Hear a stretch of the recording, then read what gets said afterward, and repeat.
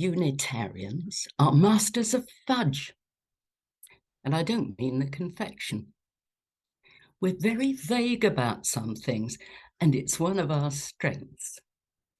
We're never more vague than when it comes to confronting death.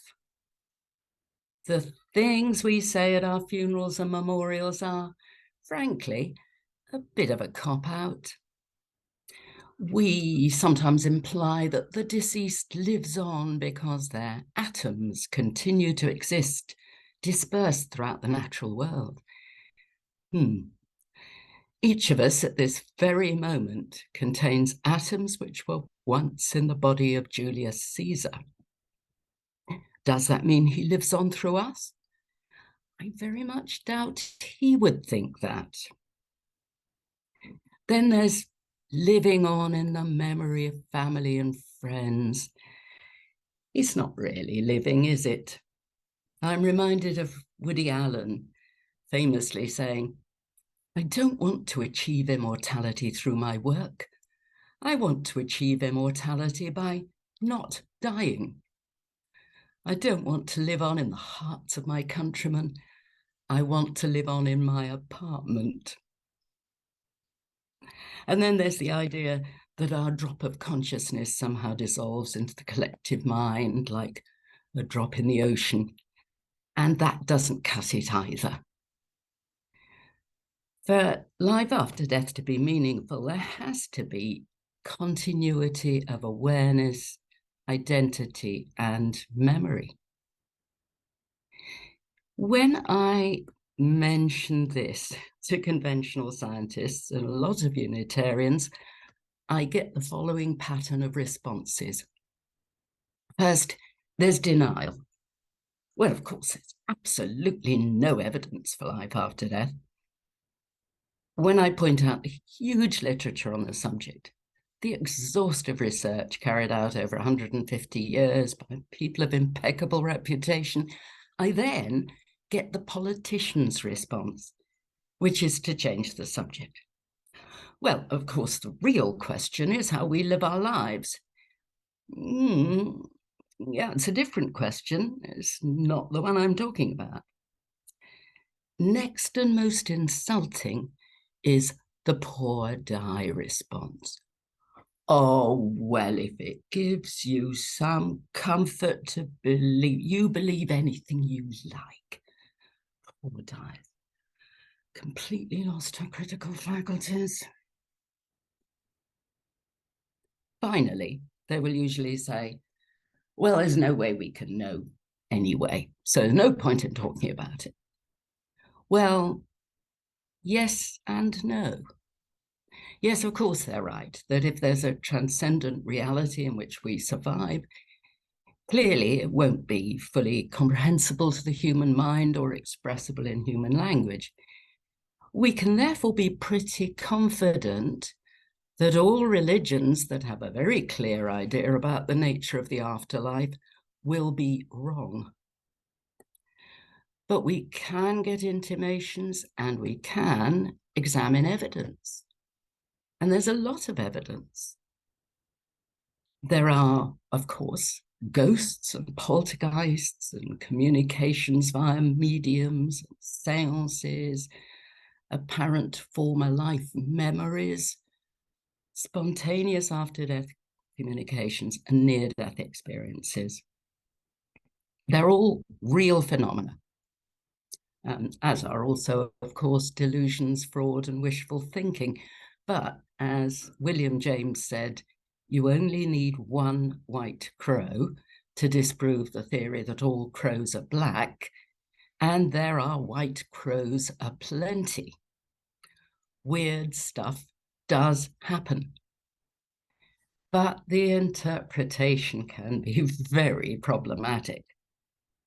So I think the best evidence comes from the spontaneous, apparent, after-death communications and near-death experiences. So the spontaneous communications, they're good evidence because they're unexpected and apparently initiated by the deceased, which suggests that they retain identity and agency. They're usually experienced by those who are emotionally close to the deceased and often around the time of death, especially when that death is unexpected. They can take form of apparitions, most often in vivid dreams, but they can also be physical signs, lights going on and off, interference on computer screens, synchronicities, that's odd but meaningful coincidence, or just vivid feelings. They won't convince skeptics, of course, but they're highly significant to the experiencer and not at all uncommon. One study among widowed people in Wales found 60% of them were convinced they had had a post-mortem communication from their spouse. In the general Western population, about 25 to 30% of people will admit when polled that they have experienced this. So it's certain that some people in this congregation, whoever's listening to this, will have had what they consider to be an after-death communication. Then the other body of evidence comes from those near-death experiences, which are the vivid experiences occurring during medical crisis, such as cardiac arrest, and often when the person is unconscious. They've been reported throughout history and across cultures, but studied mainly in the last 50 years since Raymond Moody published his book, Life After Life. And this phenomenon is not uncommon. People recover from medical crises more often these days, and about 1 million living Canadians will have had this.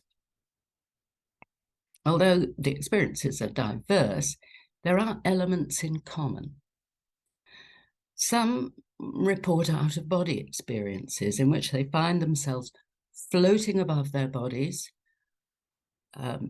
looking down and often able to describe afterwards what they observe, and sometimes they even float to adjoining rooms and overhear conversations, all sorts. And this is, of course, particularly interesting because their reports are verifiable or refutable. And they often include details which an unconscious person couldn't possibly observe. A famous incident is that of Pam Reynolds, who was having radical surgery for a brain tumor,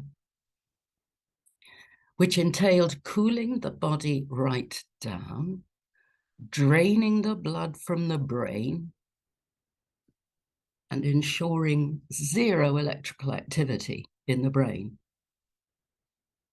It was monitored throughout the surgery. She claimed to have an out-of-body experience and was able to describe the specialized equipment which was used to saw through her own skull. Other common threads in near-death experiences are travel through a tunnel towards light, meeting deceased relatives and other beings, a life review in which apparently their entire life is presented to them at once in every detail, often including the impact they had on others. So time seems non-existent.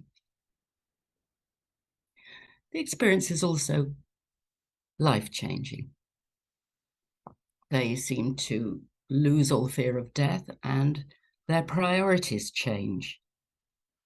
They become less interested in material gain, more focused on compassion, generosity, and service, and often less engaged in conventional religions because their experience is often at odds with religious dogma. It's almost as if having a near-death experience turns people into Unitarians. They also often conclude, as do many mystics, that everything and everybody is ultimately one. Somehow the entire universe is enfolded in every part, and that love is the basic stuff of the universe. It's a wonderfully positive vision, but very hard to grasp for those who, like me, have not experienced it. So, what do I believe? I try to make a distinction between what I believe and what I think on the basis of evidence.